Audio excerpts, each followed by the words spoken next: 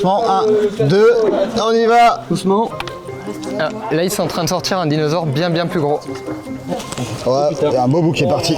Est-ce que quelqu'un peut reprendre derrière? Je tiens. Ok. Qu'est-ce que vous êtes en train de faire là du coup? Et ben là, on est en train de retourner un plâtre avec une cervicale dedans. Ouais, c'est le border qui a... Là, c'est assez délicat. Vous l'avez? Tu peux lâcher, c'est bon. Alors, dans le plâtre blanc, on avait une vertèbre, une grande vertèbre qu'on a réussi à sortir en un seul morceau. Et là, juste en dessous, on voit apparaître une scapula, donc c'est un morceau de l'omoplate. Donc c'est comme un jeu de Mikado, il faut d'abord enlever les os qui sont en haut, et puis on descend. On va pouvoir le recoller après à la préparation. Là, cette omoplate, elle fait quelle taille à peu près? C'est un très grand dinosaure. Elle fait 1 mètre, je sais pas, 1m60, 1m60.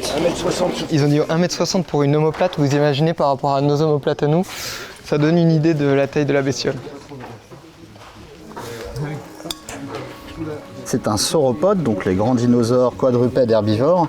Et celui-là, il appartient à un groupe qu'on appelle les camarasaures. Tu parles de grands dinosaures herbivores. Je pense que beaucoup de gens ont peut-être en tête le diplodocus. Par rapport à un diplodocus, est-ce qu'il y a des points communs, des différences? Il y a beaucoup de différences avec les diplodocus. En fait, le diplodocus, il est très particulier parce qu'il a un très long cou, une très longue queue. Et en fait, c'est un sauropode qui est plutôt svelte, maigre, quasiment. Alors que là, l'animal qu'on a ici, lui, a des os qui sont vraiment très robustes et donc beaucoup plus massifs.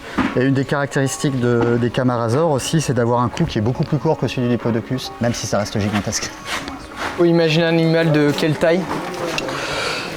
Difficile à dire sur un animal à peu près de 20-25 mètres de long, donc aux alentours de 25 tonnes. Probablement qu'il vient dans le coin pour boire et peut-être se nourrir.